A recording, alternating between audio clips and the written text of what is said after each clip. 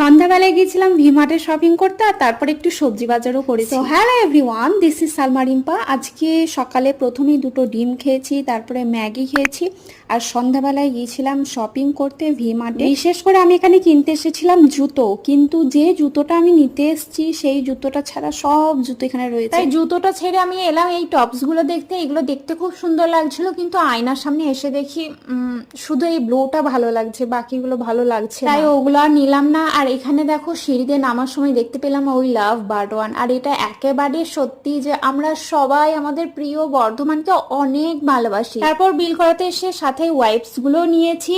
আর হ্যাঁ, এখানে যে বাই ওয়ান গেট টু মানে একটার সঙ্গে দুটো ফ্রি দেখছো, এটা কিন্তু একেবারে পুরো মিথ্যে কথা।